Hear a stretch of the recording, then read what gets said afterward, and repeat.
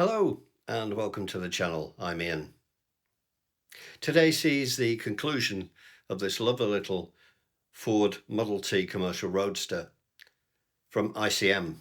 It's a lovely little kit. A couple of minor little issues which I'll mention in the video, but nothing that spoils the enjoyment of the build. Really enjoyed this one. The video's in a slightly different format, slightly longer, because I became interested in the Ford Model T and decided to do a little bit on the history of it. So during the video you'll see the car as it's completed, the various things I used to complete the kit, and also a little section on the history of the car. It's a fascinating little vehicle and I hope you enjoy the video. So here it is, the finished Model T. I'm very, very pleased with this. It's come out really, really nicely. I'll put some photographs up at the end so you get a better idea. But I am extremely pleased with the way this has turned out. It sits really nicely. I'm very pleased with the roof in particular. I did that in rubber black, and I think it looks right. I think it looks like a canvas. I'm really quite pleased. If I were to build another, and I'm not ruling that out because I really enjoyed this, there are one or two things I would do slightly differently and one or two things I would add.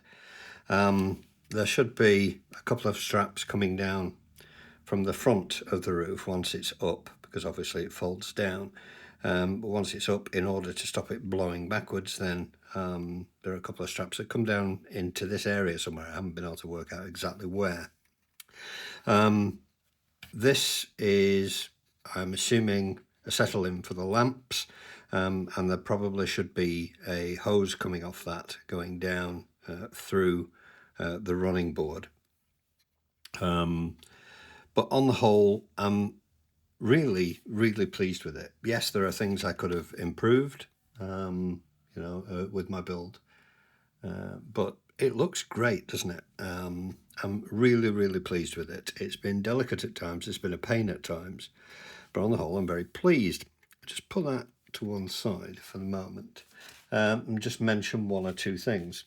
There are a couple of minor errors in the documentation. This was a classic D18 instead of D4, which they put, that kind of thing. Just move that further out of the way so I don't break anything. There are some things that aren't really documented. For example,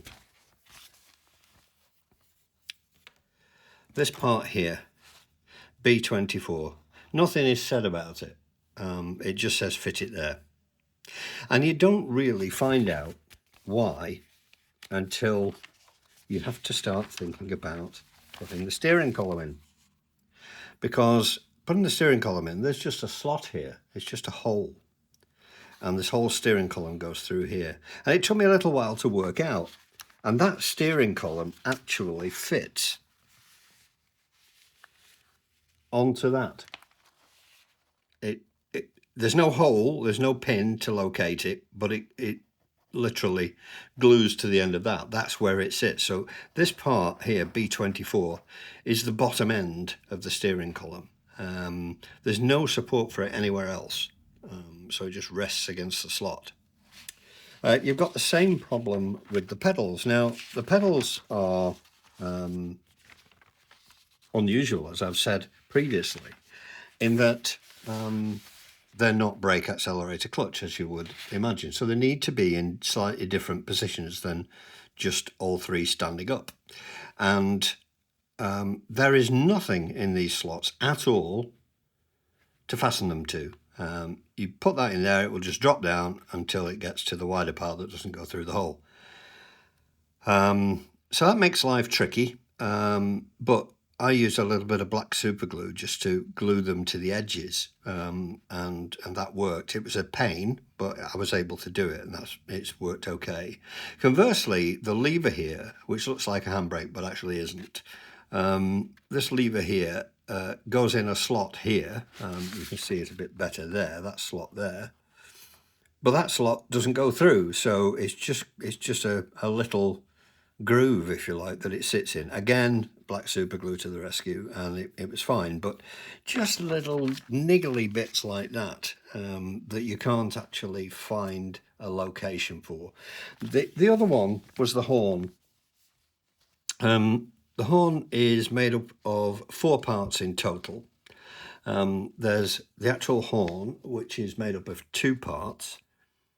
That's not too bad. There's no real locating going on, but you can do it. That's not a problem. Get the tweezers out and just keep tweaking it till it's right. Then you've got this pipe here, and then you've got the actual bulb on the end of it, which isn't on this page, it's on the next page. So, and you've also got this little bracket here. The bulb goes on top of it and the pipe fits at the bottom, locates into these 2. All that's absolutely fine.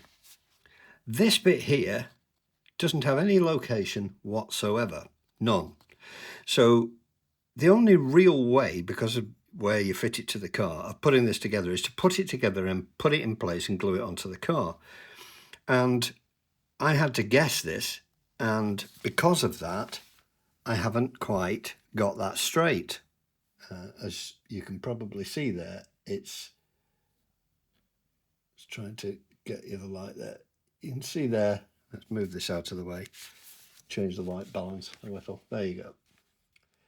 It's pointing toward the engine cover. And that's because I had no way of judging it other than just by my eye as to whether it was straight or not. Bit of a nuisance, but there you are, we got round it. And I just thought I'd point those few things out. I am, however, absolutely delighted with the model. I think it's turned into a very handsome little car. Wasn't fond of cleaning the vinyl wheels, but I'm very pleased with the colour scheme and yeah, pleased with the car. And as I say, I'll put some stills up at the end. Okay, so what items did I use when I was building this? Let's have a look. So this is everything I used in building the model. Glues wise, I used quite a lot of different glues on this one. I used all 3 Tamiyas at some point. I also used Flexi 5 KCA thin, which is just marvellous stuff. And I even used a little bit of Revell contactor at times. Paints wise, for the brasswork, I used Vallejo Model Air Bright Brass 71067, and that made a nice job actually. It did okay. I used 4 different colours of black. I used both the flat, semi-gloss and gloss blacks from Tamiya, and also I used rubber black, which I used for the roof. For the wood, I used 2 different base coats. Wooden deck tan was what I used for the woodwork in the cabin and on the bulkhead, and for the starting handle I used desert yellow as a base, and then I finished those off with oil brushes from Ammo in earth and dark brown. And for the rest of the bodywork I used X5 green. To help those, when I was hand brushing at times, I used a few drops of acrylic Doctor from Modeller's World. It just helps the Tamiya paints brush paint. They're a bit of a pain otherwise, but this actually makes them pretty useful. The other thing I used was this A-stand acrylic varnish. Everybody had been talking about it, so I thought I would try it. I used it on the bodywork on top of the green and the black, just to make sure that it really came up.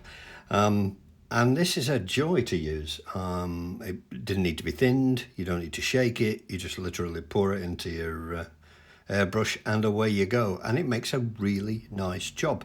Like everything in an airbrush, you just need to be patient with it, build up the coats. But it makes a really good job, and I was very, very pleased with this. So there you are. That's everything I've used for the build.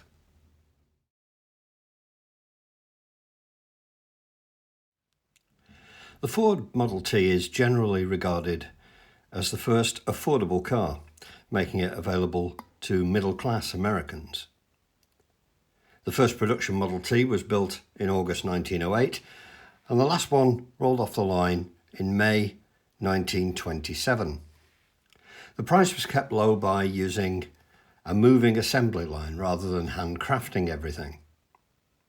And it was designed by an American and 2 Hungarian engineers. Amongst other names, the car became known as Tin Lizzie. 15 million were sold in all, and this was the most sold car in history until the Volkswagen Beetle in 1972. Henry Ford said, "I will build a motor car for the great multitude. It will be large enough for the family, but small enough for the individual to run and care for. It will be constructed of the best materials, by the best men to be hired, after the simplest designs that modern engineering can devise. But it will be so low in price that no man making a good salary will be unable to own one, and enjoy with his family the blessing of hours of pleasure in God's great open spaces." The engine was a 2.9 litre inline 4-cylinder, producing a meaty 20 horsepower, and it was capable of a top speed of 42 miles an hour. It managed between 16 and 25 miles to the gallon and could run on petrol, kerosene or ethanol. The Model T's transmission is controlled with 3 floor-mounted pedals, which was a revolutionary feature for its time, and a lever mounted to the roadside of the driver's seat. The throttle is controlled with a lever on the steering wheel. The left-hand pedal is used to engage the transmission. In effect, it's a clutch control. With the floor lever in either the mid position or fully forward, and the pedal pressed and held forward, the car enters low gear. When held in an intermediate position, the car is in neutral. If the left pedal is released completely, the Model T enters high gear, but only when the lever is fully forward. In any other position, the pedal only moves up as far as the central neutral position, and this allows the car to be held in neutral while the driver cranks the engine by hand. The centre pedal is reverse, and this can only be engaged when the car is in neutral. The early cars used a lever to engage reverse, but after that, the floor-mounted pedal became the norm. The third pedal is the brake, but it doesn't control the wheels. There are no wheel brakes. Instead, it brakes using the transmission. The floor lever also controls the parking brake, which is activated by pulling the lever fully back, and this also doubles as an emergency brake. Once in gear, the car has a sort of cruise control, as the driver doesn't have to press any pedals once the car is in motion. Of course, the most famous quote around the Model T was that you can have any colour as long as it's black. In fact, between 1908 and 1913, you could get the car in grey, green, blue and red, depending on the model. Black was not even an option in these years. Only in 1914 was the only colour as long as it's black policy finally implemented. As far as the price is concerned, the cost came down over the years, and by 1927, the cost of a Model T was $360, and that's around $5,600 in today's terms. The Model T is a truly interesting and innovative car and had many body shapes over the years. Just to finish with, I noted with interest that Henry Ford used wood scraps from the production of Model Ts to make charcoal briquettes and marketed that as Ford Charcoal. Never one to miss a profit. So there we are. The Ford Model T, and in this case the commercial Roadster. Fascinating car. the Ford Model T, I became really quite interested in it during the build while I was looking for things like how the pedals were supposed to go and so on, and learning how the pedals worked and the levers worked. I'm not sure I'd want to drive one particularly, especially not at over 40 miles an hour. It sounds terrifying. But yeah, they sold 15 million of them, so, you know, they got something right, didn't they? Smashing little vehicle, and I thoroughly enjoyed the build. I'll put some pictures up at the end so you can see the model in a little more close detail. I'm especially pleased with the way the wood turned out. I know I've said it several times through the video, but yeah, really quite pleased with that. Thanks to all the new subscribers and to all of those of you who've been with me on the journey so far. I hope you've enjoyed it, and I hope you've enjoyed this video. If you haven't subscribed yet, please do consider doing so. It really helps the channel. And if you've enjoyed the video, give it a thumbs up. Any comments you have to make will be gratefully received. So until the next time, thanks very much for watching. Cheerio.